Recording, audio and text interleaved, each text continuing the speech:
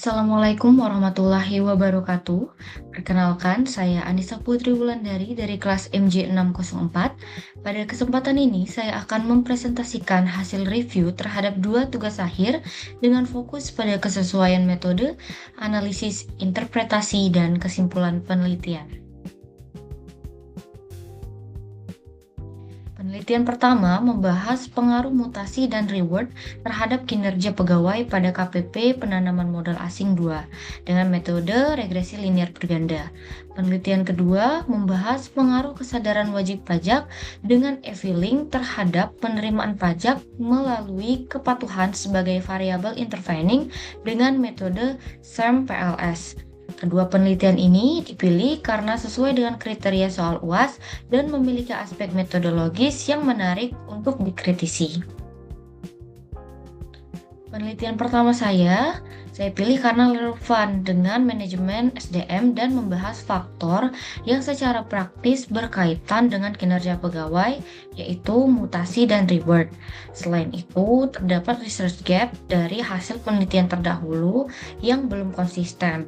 Penelitian ini juga memenuhi kriteria soal UAS nomor 1 karena menggunakan pendekatan kuantitatif, kuesioner, dan regresi linear berganda. Beberapa kritik utama pada penelitian pertama adalah fenomena penurunan NKP belum cukup membuktikan bahwa penyebabnya adalah mutasi dan reward. Kemudian, penggunaan self-report untuk mengukur kinerja berpotensi menimbulkan bias. Sampelnya juga hanya 77 dari 145 pegawai dengan purposive sampling sehingga generalisasinya terbatas. Selain itu, interpretasi koefisien 0,327 tidak tepat jika dianggap sebagai kenaikan 32,7% dengan R-square 0,232. Seharusnya diartikan sebagai 23,2% variasi kinerja yang dijelaskan oleh model. Secara statistik, penggunaan regresi linear berganda sudah sesuai karena terdapat dua variabel independen dan satu variabel dependen. Mutasi memiliki signifikansi 0,022 dan reward 0,046, sehingga keduanya signifikan. Uji simultan juga signifikan dengan F sebesar 11,177. Namun, R-square hanya 0,232.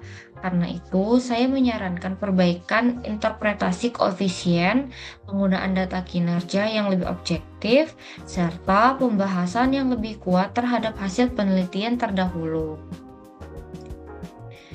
Selanjutnya, penelitian kedua saya pilih karena relevan dengan isu perpajakan dan memiliki model yang lebih kompleks. Kepatuhan digunakan sebagai variabel intervening untuk melihat apakah kesadaran wajib pajak dan e-filing dapat mempengaruhi penerimaan pajak melalui kepatuhan. Penelitian ini juga sesuai dengan soal nomor 2 karena menggunakan SEM-PLS dan memungkinkan evaluasi outer model, inner model, serta pengujian mediasi. Model penelitian terdiri dari kesadaran wajib pajak dan e-filing sebagai variabel independen, kepatuhan sebagai variabel intervening, dan penerimaan pajak sebagai variabel dependen. Dengan model tersebut, penelitian menguji pengaruh langsung sekaligus pengaruh tidak langsung melalui kepatuhan dengan total 7 hipotesis. Kemudian, kritik utama pada penelitian kedua adalah konstruk penerimaan pajak perlu diperjelas, khususnya apakah yang diukur merupakan penerimaan aktual atau persepsi responden. Jenis konstruk reflektif atau formatif juga belum dijelaskan secara memadai. Selain itu, penggunaan purposive sampling dengan 100 responden membuat generalisasi terbatas. Nilai reliabilitas yang sangat tinggi juga mulai dicermati untuk melihat kemungkinan redundansi indikator. Terakhir, indirect effect yang tidak signifikan seharusnya disimpulkan sebagai belum adanya bukti signifikan mengenai mediasi. Hasil SEM PLS menunjukkan beberapa koefisien positif, misalnya kesadaran kepatuhan sebesar 0,481 dan kepatuhan kepenerimaan sebesar 0,466. S-square penerimaan pajak sebesar 0,635, artinya model menjelaskan 63,5% variasi konstruk tersebut.